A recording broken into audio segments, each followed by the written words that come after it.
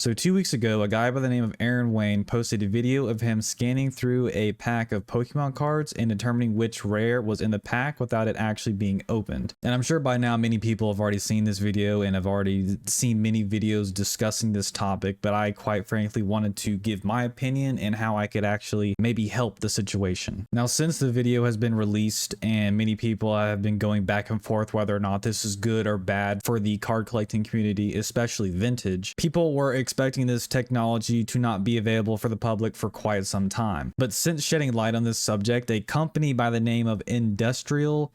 Inspection has decided to actually take this a step further with their $1 million machine and actually see whether or not they could actually do this themselves, which to no fucking surprise they could. And not only were they able to actually accurately tell which rare was inside of a pack of cards, they were actually able to tell which rares were in an entire booster box, which pretty much just adds more gasoline to the flames on this subject. Now, initially they just did this to actually showcase how well their equipment worked and how good their facility was. Now, I don't think many people actually thought that this was quite that big of an issue, especially since these machines were quite expensive and the common man would not be able to actually do this themselves. That is until, of course, until Industrial Inspection decided to offer this service to the public for a small fee of $75 per pack, which obviously for most cases it's not worth it. But if you have a vintage pack that's worth more money, a lot of money, $500, $1,000, $1,500, it could be quite worth it to pay $75 to see if the pack of cards you have are dog shit or not. And then based on that information, just sell it to someone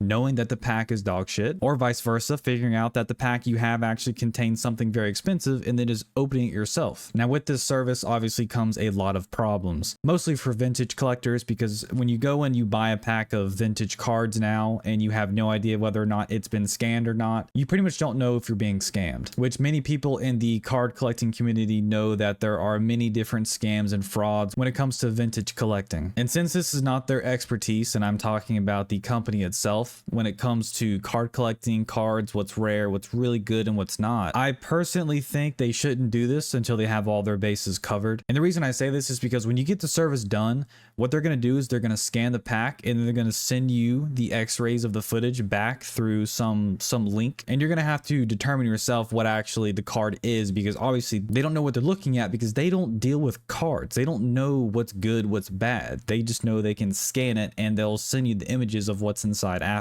And knowing that this could do a lot of harm to the vintage collecting community, I really think that they should actually make sure that either A, if they actually decide to progress with this, they should hire someone who knows exactly what to look for when looking through a pack, and B, actually have some sort of authentication service, which would be pretty much like exactly what PSA does. You ship it out to them, they grade it, and then they encase it in a case that's unopenable unless you crack it open, and also comes with a barcode so that you can just scan it on your phone and it goes to a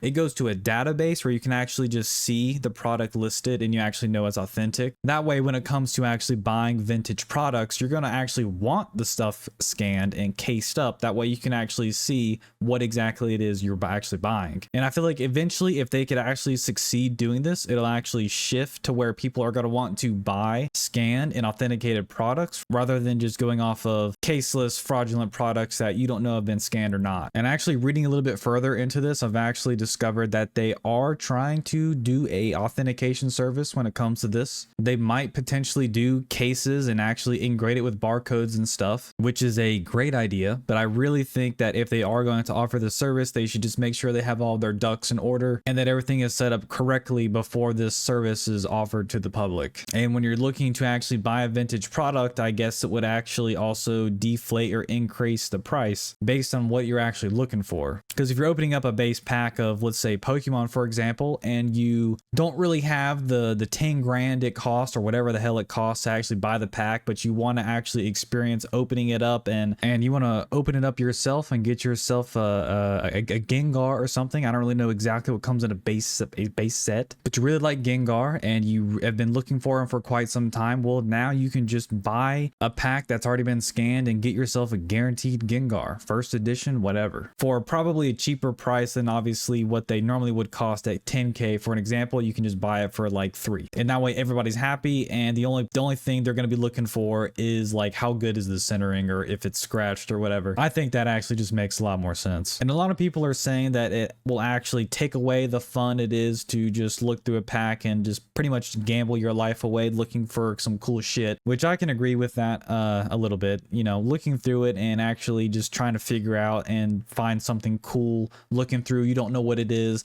that's fun. It is fun, and it will take some of that fun away. But since this technology is probably going to be here to stay, there needs to be some sort of process to make sure many people don't get scammed now. And if they actually do decide to proceed with this venture, then they should actually do it correctly, and that way it benefits everybody, not just people looking to scam someone pretty much. But yeah, I thought I would just share my opinion on that.